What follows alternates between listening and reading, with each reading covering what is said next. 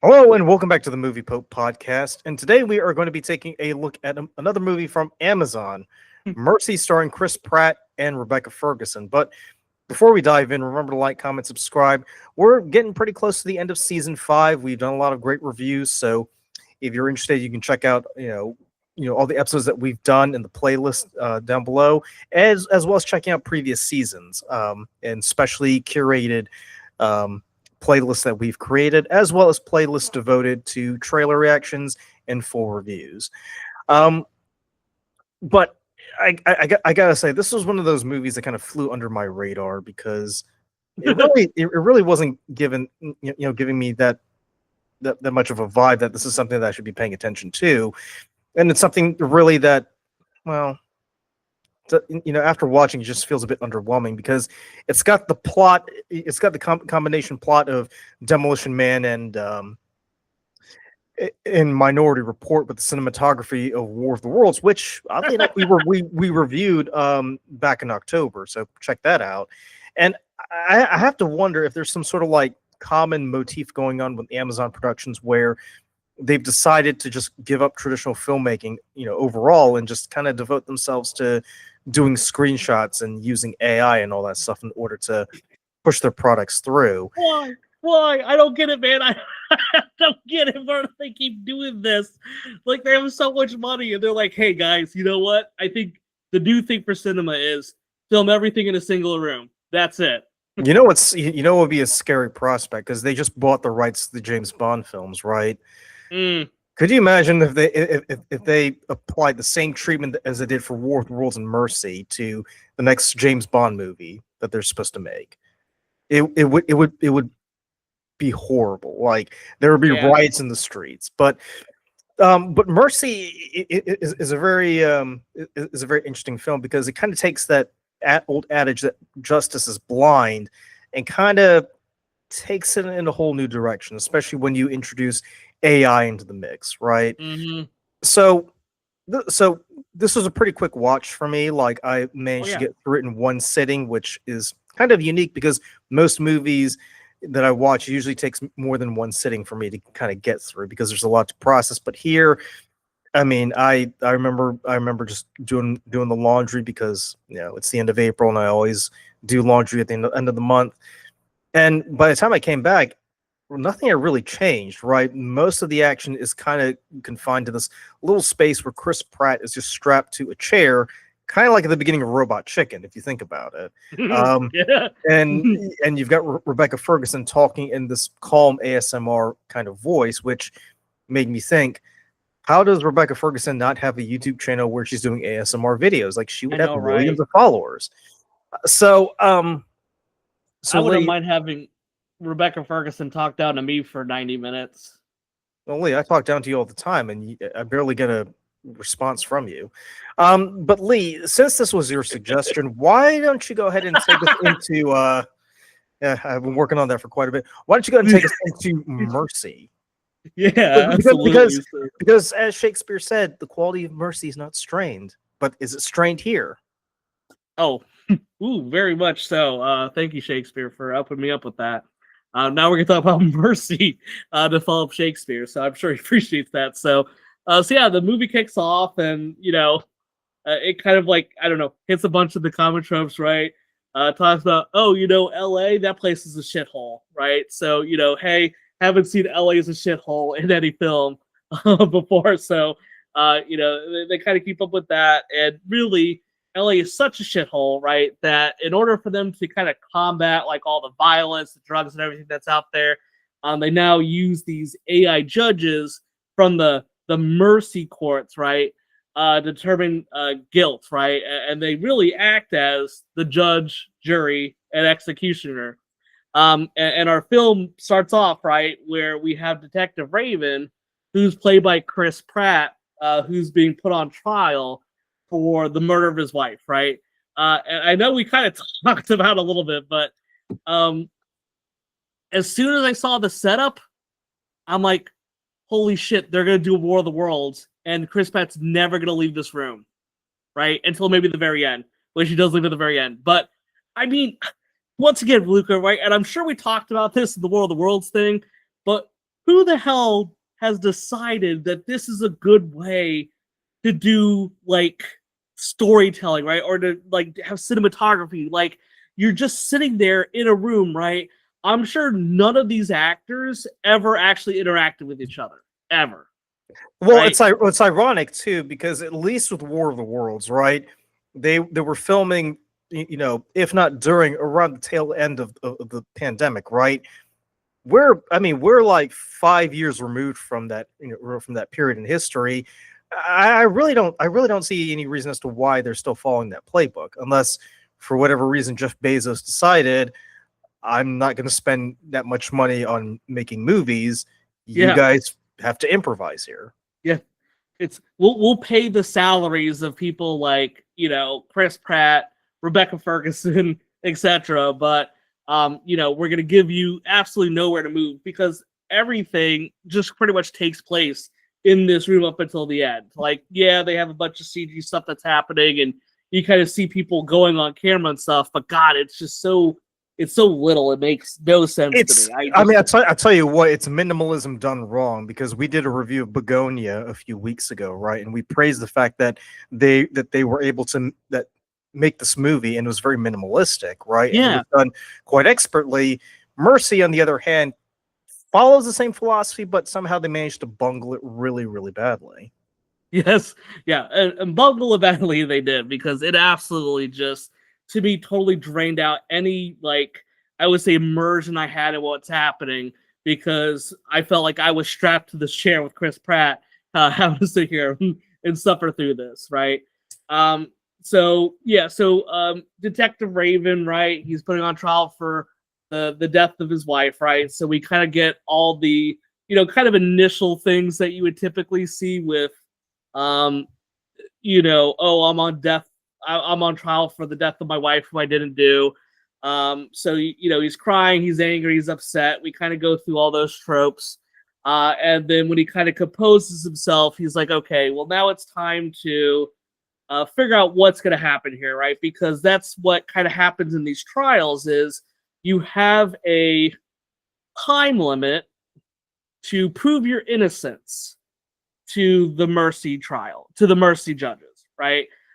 So he now has to kind of utilize, right, whatever he has at his disposal to kind of prove that he did not kill his wife. So first he talks with this character Jack, which is short for Jacqueline, right? Who's a officer that he works with, and we see that Jack just fortunately at the time of the call is actually going to his house where the wife was murdered to process the scene, and they're kind of going through all this stuff. They find out that the wife had a burner phone, so it's like, okay, cool, the wife had a burner phone, let's figure out what's on there. They connect it to some cook that she was kind of seeing on the side and having an affair with.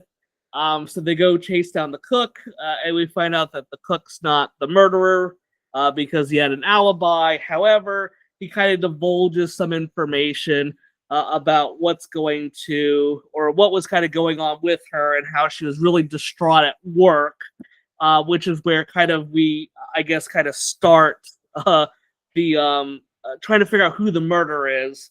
But I really want to take here a second, right? Because there is so much wrong in my brain with how this whole system sets up that I can't fathom how anyone would greenlight this idea or how anyone in society would be okay with what they're doing, right? So first off, right? So Detective Raven, right? He was drunk at the start of this, right? So he kind of like comes out of a blackout and he has like a BAC of just below the 0.08, right? It's a 0.075. I don't know about you, right? Could they not like give the man at least some time to sober up before you put him on trial for his life? Like, I get that that's what you're trying to go for. Is like, I guess it's unfair. Like the whole system is unfair. But holy shit, like you're literally just gonna put a guy on trial that's like borderline drunk, and you want him to sit there and do that? Seems bizarre to me, right? You have 90 minutes to confirm your innocence, right? 90 minutes, right? I don't know about you, right? And we even see the film, they're not even done processing the scene yet, right? The little murder scene is still there. He has no evidence. He's literally getting it real time. And I'm like, okay, cool. This 90 minutes, it makes no sense because he's literally dealing with this the same day that this is all going on, right? So that seems totally unrealistic because no one's ever going to be able to prove their innocence in that amount of time because you don't even have a chance to check out all this stuff, right? And also, I mean, how much of a leg up does this guy have because he's a police officer, right? He literally talks to Jack, who just appeared at the scene. If I'm not a police officer and I don't know who to talk to, am I going to be like totally shit out of luck because of everything that's going on? Because I don't know how to I don't know how to prove my innocence, right? I don't know all this like fancy stuff. Like I've seen crime shows before. That doesn't make me an expert on how I'm going to be able to prove my innocence to somebody. Like you would need an actual person that's trained to do this to help me out. And it's like, well, if I'm just a Joe Schmo on the side of the road, how do I even go about this? I would have no idea. It's just everything about the process was so it hurt my brain, Luca. Like, I'm glad that you got through this with one sitting. I had to kind of like take a breather after 10 minutes because like the whole setup for this is so unbelievably nonsensical. There's no way that this would ever exist in reality. Well, I mean that's the problem. You were overthinking it. That's true. That's true. I can see that, but it just feels like such a shitty way to do all of this stuff because it's so clear how silly it is, right? A drunk guy trying to don't have lawyers. I guess lawyers don't exist in the future too, right? I guess that's the thing. There's not a lawyer anymore because you're just gonna go to this this mercy trial, right? And it's obviously right geared for people to die. Right, I think it's very clear about that. It's not very nuanced to that approach. You definitely go into it with the mindset that you're guilty. They even say it, right? This is a court where you're presumed guilty and you have to prove your innocence, which is obviously totally backwards to how the judicial system works. Right? But hey, movie tries to have a lot of substance to it, but I feel like that substance is totally unwarranted.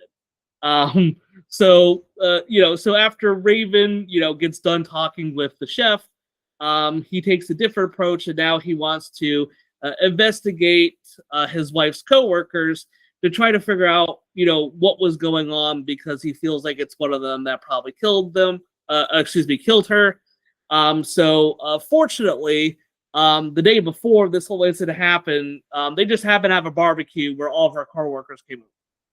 So hey, for movie's sake, we get a little bit of snippets there. So we're seeing all the coworkers there, and Raven decides he's going to play this video from his daughter Britt, and he notices something weird as he's kind of viewing the video, and he happens to notice that as he's checking this out, the door to the basement is kind of left ajar.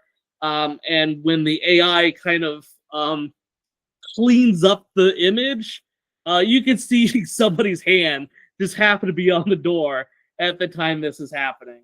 And it's so bizarre to me because they have this kind of moment where on the screen, right, you have this like guilt measurement, right? From, I guess, 0. They say the highest guilt you can have is 98%. So I guess you can't be 100% guilty.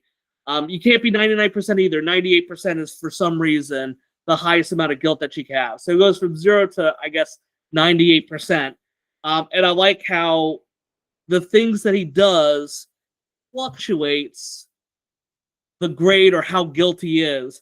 And, like, the guy clearly shows that there was a person that was at his house at the end of the night that could have easily killed his wife, and like his guilt goes down like 3%. I'm like, okay, like I don't know about you. I feel like that's a pretty big thing.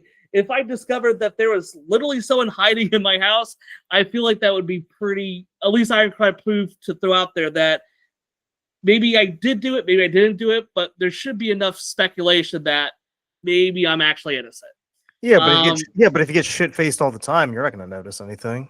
yeah, that's true too, right? And which is like the big thing with this because he was blacked out drunk, so he doesn't recall what happened during this event. Um, so um, so they're kind of trying to figure out what was going on. So then they add in this element that his wife, she works for this chemical factory, right? And they're starting to identify that some chemicals are going missing. And these chemicals, they're commonly used for making drugs.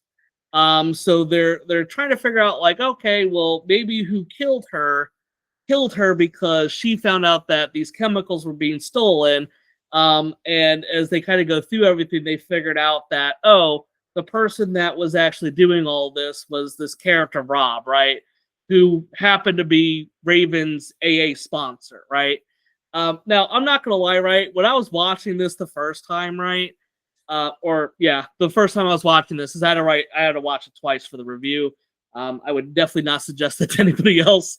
But as I was watching this for the first time, as soon as Rob came up on the screen, right, because we kind of see him earlier, I was like, you know what, that guy did it. I initially knew what it was. Did you get a vibe like Lucas? So when you were trying to figure out who the killer was, who did you think it was? Right? Was there a guy that stuck out to you that you thought could have killed the wife?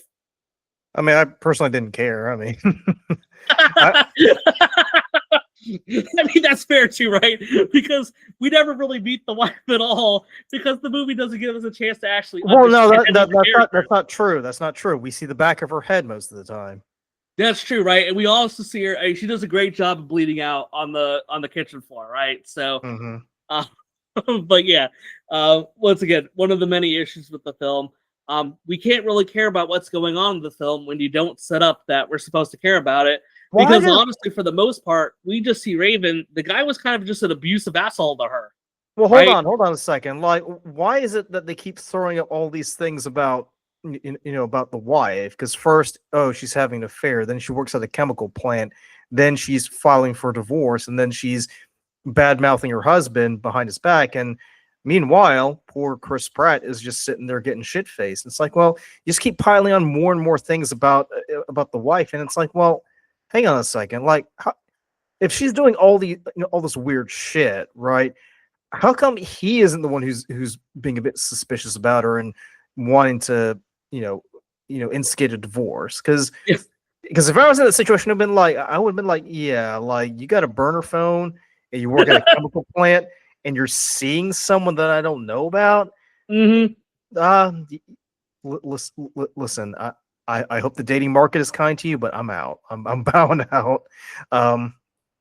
Yeah, I mean, it kind of seems a bit unfair that that he's just discovering like all these things and they just keep piling on more and more about her. Like, the only thing that kind of shocked me is the fact that they didn't like find like pictures of her in the shed, and it's like, oh, she was also sleeping with Rob, and she was also reading that anarchist handbook and all that shit. Like, I guess they want to make her kind of pleasant because she's already because she's already the victim of a knife stabbing. She is in an abusive emotional relationship, and she's trying to find companionship with the chef who apparently like runs away whenever he sees the cops. I don't know. Mm-hmm. Very true. Now, Luca, here's the more critical question, though, right? I mean, he was married to Annabelle Wallace. Is she not worth it to go out for a little bit while longer, even if there's a lot of concerns there? I mean, why does Annabelle Wallace keep getting cast in these roles where she's getting killed? It's like Sean Bean, for God's sakes. Oh, gosh. Hasn't the woman suffered enough? Can she not just be in a movie where from the beginning to end she's alive? Like, why can't we just do that for Annabelle Wallace? She was dead this whole movie, right? I don't think we actually saw an instance of her alive during the actual movie, right? Because all we see is we pick up from the part where she's dead. And it's funny, when you said Annabelle Wallace was in this, I was like, was she? And I had to go back and look like, oh my God, that's the wife, right? We saw her so little. You have to freeze the frame in order to see it because it's very fleeting, right? I will just say though, like, I mean, to your point, like we don't get to see that much of Annabelle Wallace unless you count the back of her head, or I guess like her upper torso or whatever, or lower torso or what have you.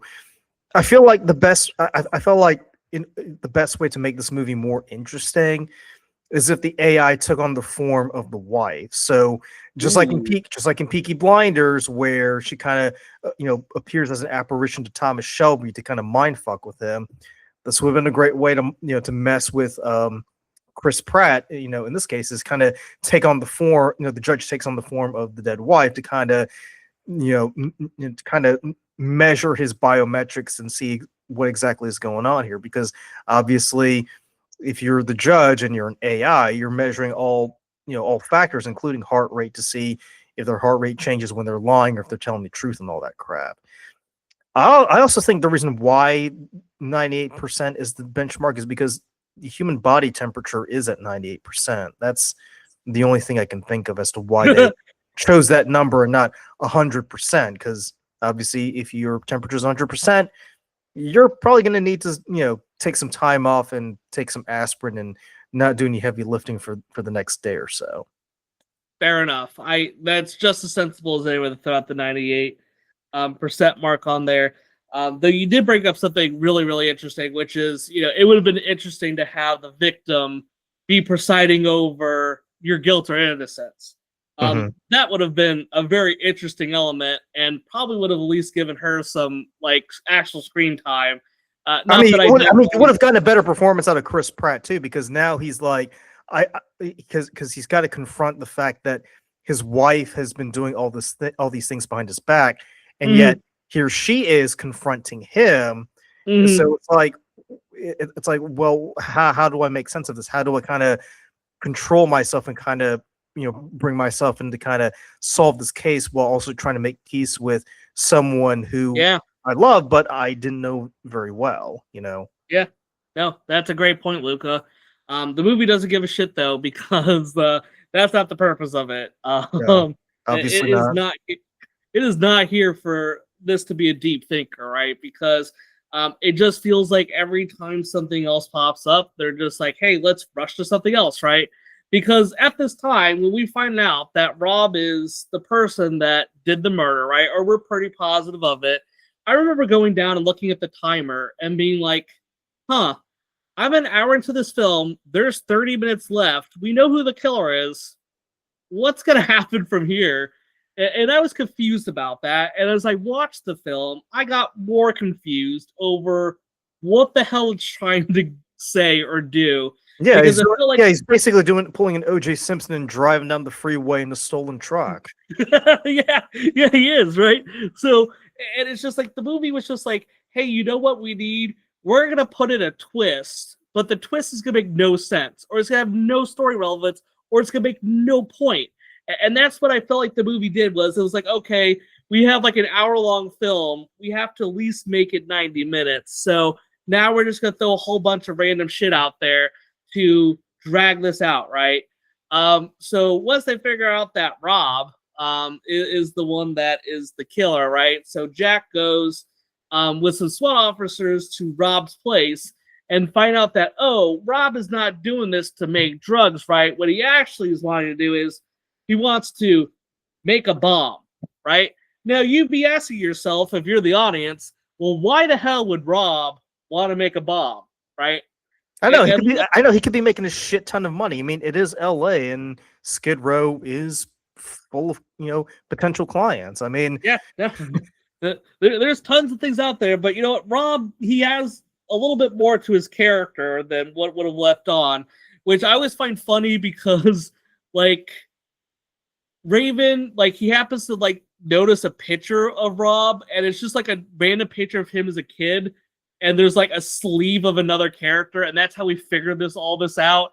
It's just like, why would you care about a picture of your wife's killer as a child, and that somehow is the smoking gun and the whole thing? Like I said, everything about this is fucking stupid. So, but we find out that Rob had a brother, right, who was killed during the first Mercy trial, right? So he was the Well, first. he wasn't killed. If he wasn't killed, he was executed. Oh, I'm sorry. I'm sorry. Yeah, let me rephrase. Yeah, absolutely. He was executed. Yeah, correct. For he was on trial for the first Mercy trial, right? And we find out that for whatever reason, Raven is super interested in it. I know why, because like it's something to do with the death of his partner, but I don't know why one police detective has so much sway over bringing a giant AI court system to LA. But neither here nor there. But yeah, so we found out that Rob, he had this brother that was, like you said, executed during the first Mercy trial. So that's why he has this bomb. And then, oh, and by the way, Rob, he also kidnapped Raven's daughter, Britt, as he was getting into the truck to go drive it to the Mercy building, right? Yeah, her grandparents suck, really. Like, I know, right? They shit on Raven the whole time, and then they allow the granddaughter to get captured under the roof. I mean, boomers, man. What can you do about them? Yeah, though, I mean, granted, I will give them a little bit of, like, at that time, Rob seemed good. The evidence was kind of piling up against Raven, but yes, they're kind of definitely out there. And I like how so he's driving this huge freaking truck, right, through LA, right? Now, this always bothers me in every movie where this happens, because I always say the same thing, right? So trucks, they have these things called tires, right? Why the hell does no one ever shoot out tires on these things? Why? Because Britt is in there, and you don't want to harm Britt. Yeah, I definitely understand that. We don't want to harm Britt. We'd rather have him drive the truck into the Mercy building and blow up everyone, including Britt, instead of just shooting out some damn tires. It just, all the time, every time I see movies like this, it's like there's a giant vehicle. I'm like, oh, cool. There's very easy tires that you can shoot out to disable the vehicle, but instead they're like ramming the truck and shit and causing all this collateral damage with no real strategy or sensibility about what they're doing. Normally during those high-speed pursuits, the police, they put out those stingers, those tracks that deflate the tires. Why didn't they just do that? Spike strips, right? I mean, those things exist. Even now, they have like these like little like harpoon things that like they shoot at vehicles that like kind of could disable them, right? Because it kind of is like captures them in a net because they like blow up the like back part. I don't know. There's tons of things that can happen, but instead, I guess in the future of LA, their strategy is just to try to like ram little police cars into these big 18-wheelers and hope something happens. Wait, it's set 3 years from now. What are you talking about? No, man, it wasn't really set. Wait, was there a time frame for this? I never remember seeing that. Yeah, I saw. Yeah, there was a screenshot that said 2029. Oh shit! I didn't even noticed that. Thank you, Luca. I didn't realize. Oh my gosh. Well, I guess we have 3 years to perfect our shooting out tire strategy or using spike strips. Well, I will say this. So a few years ago, I did a panel discussion on horror films, and one of the guests, she actually lives in California, and she was telling me about how the state has these robot dogs, right? So these robot dogs are supposed to kind of act like canine dogs, and they pursue people and apprehend people. Mm-hmm. And she was like, yeah, they're like, they've been seen like all over LA, and they kind of like pursue people who do like vandalism, all that shit. And I sort of made the joke. I was like, oh well, I don't think I'll be able to survive this. It's like, yeah, they're pretty brutal. So it's not. And she said this with a serious face too. So I have no reason to not distrust her. So it's not inconceivable to think that California would be the pilot program for this kind of thing. Yeah, definitely not. I mean, if they've got robot dogs like roaming the streets of LA, then who's to say that the Mercy courts wouldn't actually be a thing in 3 years' time? Well, we'll have to see how it is, because as soon as I see something like that, I'll be like, I don't like this, because let me tell you, I saw a really shitty movie about it. And I know that these people that are going to these Mercy courts, they are screwed. So Rob continues to drive the truck towards the Mercy building. You see that the judge is kind of like the AI judge, right? Is acting outside of her parameters and is starting to, kind of influence what's going on outside because there's some type of story that they're trying to say about AI coming to realization that it's messing up or something. I don't know. It's yeah, because it keeps glitching. Yeah, all the time. They try to show us this, but it doesn't really matter in this film because it's not trying that hard to be thought provoking in any way, other than just being very like surface level to try to like show some semblance of having a brain. So eventually, Rob he crashes his truck into the lobby of the Mercy building, right? So Chris Pratt has effectively proved his innocence, so the judge, the AI judge, allows him to leave, and this is where Chris Pratt's actually allowed to show up in the film, right? Because he spent the past 90 minutes in a chair, so now he's going to have like a 5-minute action sequence that they're allowing them to do to wrap up the film. Yeah, but he's still in the same building. It's just like in War of That's the Worlds. true. That's true. You know, Ice Cube doesn't, even though Ice Cube leaves the room, he's still in the building. Yeah, so. that's true. Yeah, he doesn't leave the building. That is a good point, right? They did change the scenery just a bit to give us a little bit of a different look at how. I mean, what is it? Also, what is it with drones? Like, I get they do drone delivery, but like, I mean, the future. Yeah, but a drone quadcopter thing, like apparently Jack is just zipping around the city in minutes, right?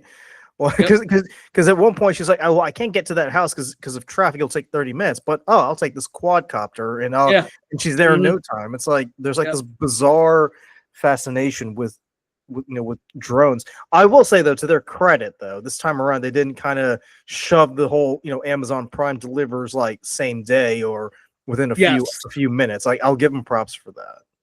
Yeah, I like how that's the one positive we could say about Mercy is they toned down on all the Amazon advertisements that existed. I mean, it was if you think about it, it was a mercy to the viewers, really. Ooh, look at that! So thank you, Mercy. Thank you, Amazon, for toning it down this time around and making that so blatant. So Rob crashes his truck into the lobby of the Mercy building. Chris Pratt is free. And he leaves his room that he's been confined in the whole movie to talk to Rob and try to save his daughter Britt. So Rob just like kind of sits there, and the judge is like, "Oh, well, you should talk about your brother's trial, right? You're gonna talk about it, and you can say whatever you want, right?" And Rob is just like, "Oh, okay then," and then he just starts talking about it, and I'm like, ugh. Okay, I mean, this is obviously a setup. Like, I know that this is what they're trying to show that Rob cares about is that, that his brother, which, by the way, a brother that he hasn't seen in decades, that all of a sudden is like the world to him, right? Now, I don't want to sit here and, badger anything about that, but it would have been at least nice to see that maybe there is a little bit more going on with that than they showed, but that's if he really did care about his brother, why isn't his brother living with him? Yeah, I leave him on the streets, which is where he was. So, but yeah, there's tons. Like I said, we can sit here. Everything's a plot hole in this. I don't think there's a single thing that got resolved throughout the whole thing. So, so Rob is holding Britt hostage as he like talks about everything that's going on, and Rob's got a gun. He's got a bomb strapped to his chest, and he talks about his brother's innocence and everything that's happening. And luckily, he gets distracted. Rob gets distracted, and Raven's able to disarm Rob and takes out the battery pack or whatever that was on the switch that was going to blow up the bomb, right? So it's like, yay, the movie's over, the thing's disarmed, but then they're like, but wait a minute, we could throw in another twist at the end. Why? Because who gives a shit? So they throw in another twist at the end, which is that Rob's brother was actually innocent, and Jack, who's been helping Raven this whole time, actually covered things up by getting rid of some phone that was being used or whatever. I don't know. I don't really care. But it was just like, hey, cool, here's another twist at the end for no discernible reason, because who gives a shit, right? Like, We didn't care about these characters. I barely knew Jack. Who cares? And the movie's over. So, Luca, do you want me just to go ahead and talk about it really quick, and then I'll spare you from having to talk at all about this? I mean, I'll say one thing. Annabelle, baby. Okay, Let me just say this. Annabelle, baby, please be more selective in the movie roles that you do. Be like Eva Green. She doesn't do everything that comes across her desk. Just please have some pride, honey. Like, why are you doing this to yourself? Oh my god. Yeah, I do feel bad for her because like she absolutely had no role in this. Right? She gets killed in every. It's like she almost gets killed in every role she's in. I mean, either that or she's got some evil twin living in her head who just pops out whenever he feels like it. Like, what is this? Oh my gosh, that does remind me of that movie now. So, but yeah, I mean, this was hard to watch. this was rough, right? Because we had previously talked about A Few Good Men, right? Which is, you know, kind of this trial movie that gets executed extremely well, right? And I feel like this is kind of like a trial movie adjacent, right? I mean, he is on trial. Granted, it's with an AI judge, so it kind of like tries to throw something into this. But it is just such an unnecessary film that it feels like it's trying to be smart, but then it totally falls on its face because in its effort to try to be smart, it just feels dumber. Because everything that they try to throw at you, it's not really explored in any meaningful way. So every time there's like, oh, a twist, it doesn't really mean anything. It's just a twist or a curveball or throwing something different at the viewer than what was already out there, but it wasn't needed because it didn't add anything to the story, right? They try to talk about, oh, let's talk about AI, right? And AI is built, you know, to look at this types of stuff, right? And then you find out that, you know, Raven starts talking about, oh, I'm gonna, you know, follow my gut, and the AI is like, no, you have to follow facts, and they have this whole like kind of like, I guess like verbal sparring about like what this all means, and I'm like, who cares? This is not a movie to have some intellectual discussion about what it is to be a human being, right? You're not that smart. You're not that clever. That's not the purpose of this, right? Because you don't spend enough time dedicated to focusing on that, right? You have the wife get killed. Then it becomes, oh, well, now we're going to solve the mystery, right? So now there's, a bunch of, supplies that are being stolen. So the wife was killed because the supplies were being stolen. And then it's like, okay, cool. Well, now we got the end. But then it's like, but wait a minute. The supplies were being stolen. It wasn't for drugs. It was actually to create a bomb, right? So now we're going to totally change that up. We're going to throw poor Brit into this because, God forbid, her mom just got killed and she was there when the mom was dying.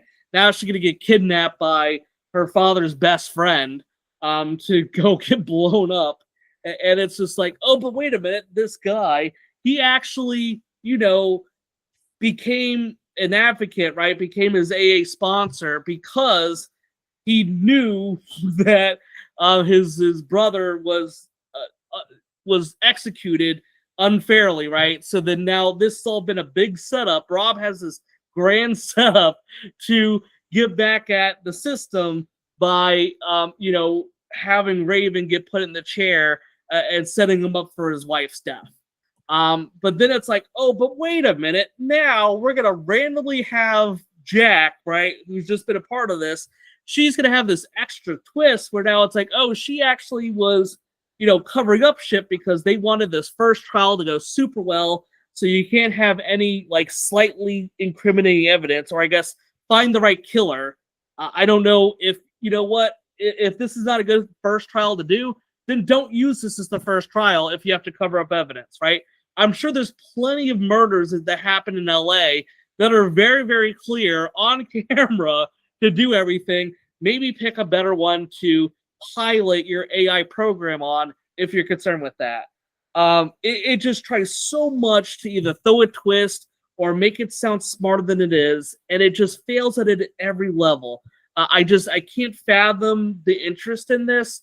What was crazy to me was, have you checked out the Rotten Tomatoes for this, Luca? No, but what's interesting is that this movie was directed by the same guy who did War of the Worlds. So Maybe that's his thing, right? Maybe we just have to accept the fact that, you know what, his thing is like, hey, I'm gonna make a film and I just don't want it to ever leave a room, right? Like, I want us to just love this room that we start everything in, because that seems to be his whole thing. So, or like I said, maybe it's just been sitting there for who knows how long, right? But I was shocked to see, right? So, I would say the audience, right? Because the critics definitely did not like this, right? It was like 24%. The audience, 83% on Rotten Tomatoes. And I'm just like, what? There's nothing in this. It's just a whole bunch of random fluff. And it just feels like nothing. wait, you said 83%? 83%. Oh. I guess someone got a bunch of Amazon gift cards then. Yeah, maybe. Like I said, have to be something that's going on there, because, like I said, I can't understand how anybody could sit here and watch this and be like, oh, you know what, this is worth my time, right? Or maybe they were all bots. I don't know. I mean, you hear No, that stories could be. about It could be Yeah. either or, right? You're absolutely right. There's a lot of questionable things out there. So, but yeah. So that's all I care about to talk about with this. So, honestly, I would just give this, I don't know, like a 1.5 out of 5. Just to, like, it's, actually, yeah, 1.5 out of 5. Right? I'm gonna stick with that. Right? That's what I said. There's, I think, some decent acting for Chris Pratt, right? I will give him some credit, right? I know that he's been kind of put on some blacklist out there, but I think he did do some decent enough acting. But everything else was just pretty miserable, right? Everything with just, once again, having this weird film be done in a single room where we're just kind of like watching like all these like little screens to show what's happening. It tried way too hard to do way too much. And I was just, the one bright spot is it's 90 minutes. That's it. That's the end of my thing. You go ahead, Luca. Hit us with your grand conclusion here. 1 out of 5, and again, Annabelle. You really need to start. I mean, if you don't have one yet, just get a personal. I will be your personal assistant. I will vet these screen rules for you. I mean, why are you doing this to yourself? Like, you are slowly turning into the female Sean Bean here. I mean, the only bright spot was seeing Rebecca Ferguson on there, but even then, I mean, I've said it before, but they could have done a lot more to make it more palatable. It wouldn't have been a better film, but it would have been a bit more palatable had Annabelle Wallis, to your point, had more screen time as the AI judge, right? Yeah. But yeah, that's pretty much. I have nothing else to say. Like, it's astounding how sometimes Amazon can give us, really good bangers like The Boys, right? And then other times they give us, huge stinkers like War of the Worlds and Mercy. Yeah. Like I said, they did purchase the rights for the James Bond films. I am both curious and apprehensive about how they're going to go about approaching this, especially since you're adapting Bond for, the mid 21st century at this point, right? So I hope this guy, the director who made this movie, does not get involved in this, because, oh my God, like, will this blow up in their faces if he does get involved? I am so sick and tired of seeing all this POV found footage crap. I got nothing else to say. Like, they just need to stop with this. Like, Yeah, they need to stop with the pandemic filmmaking, because yeah, just stop. Yeah, you're allowed to have your actors be in the same room at the same time. It's okay. I mean, I'm sure this is like, hey, cool, we need to make a movie in 5 days for content. So, hey, we'll just trap a whole bunch of people together, and then, they never have to be on the screen at the same time. We just insert themselves in, and we'll get through it. So, but yeah, this was this was not the watch. Please just don't even bother with it. It's a load of crap. Thank you everyone for sticking with us through this. I think every once in a while, you just have to watch a stinker just to realize how much other worthwhile stuff is out there. And this one was one that was it was all style over substance, even if they're trying to shove as much quote unquote substance as they think into it, but it just falls flat on its premise. So that's it. Thanks everyone.